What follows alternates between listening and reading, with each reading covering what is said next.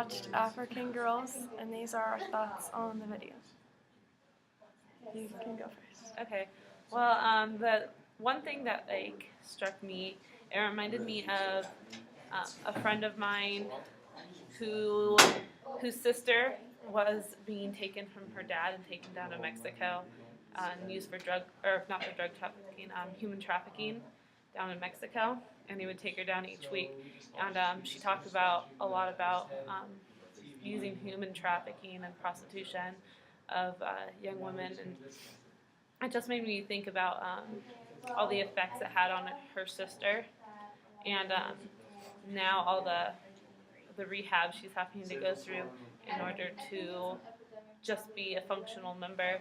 And looking at that, it makes me think of how difficult if a woman goes through that and then she loses the desire to become successful, and then that's where the problems of women becoming successful come from. If guys can continue to make women feel like less, then they don't have a desire to become better. Yeah.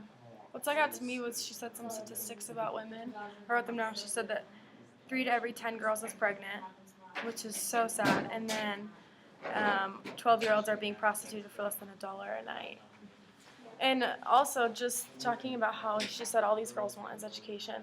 And it made me think that I take for granted. I mean, going to college was that wasn't just what I was supposed to do. It's not like I had the means to do so. Whereas these girls, that's all they want, and they don't have the opportunity to.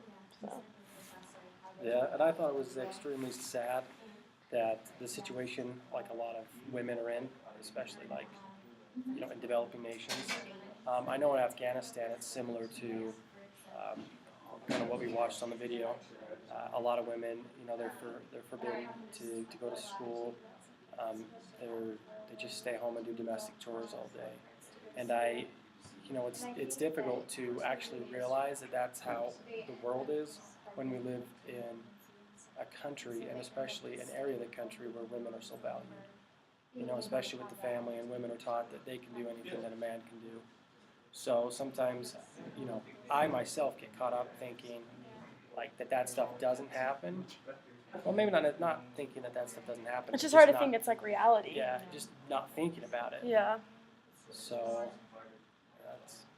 well, one thing though that struck me is I have a girl from somewhere in Africa. I think it's South Africa, in one of my classes, and we were bringing up information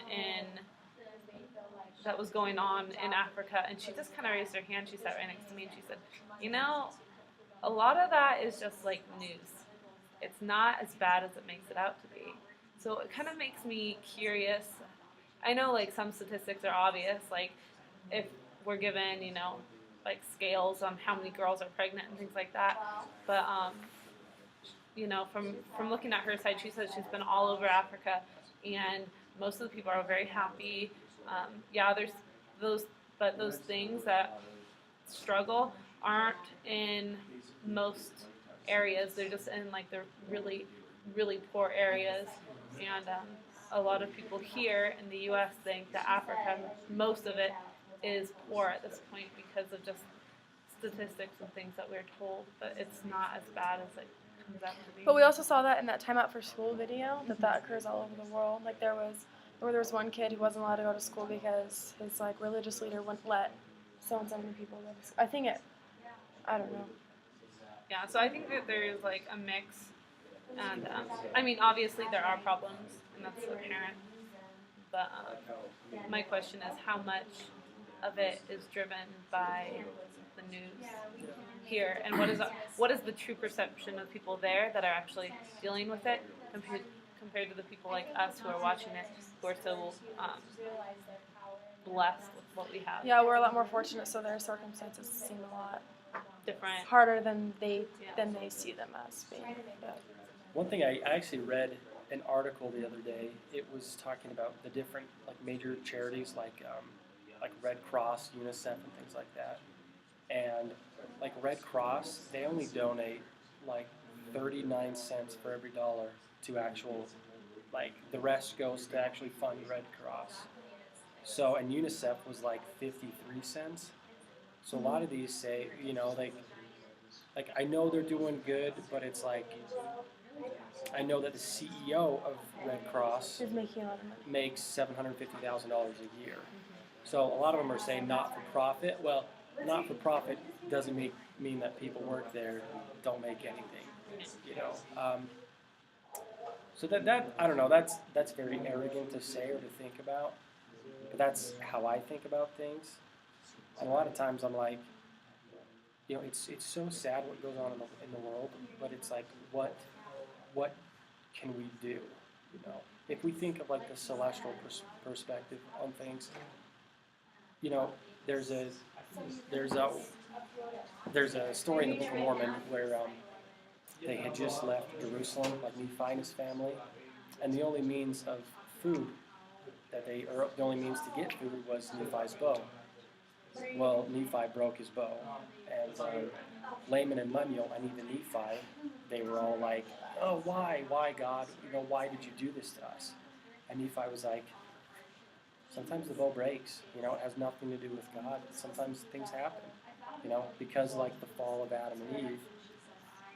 You know, it's like, what can we do living in Rexburg, Idaho, to help those people?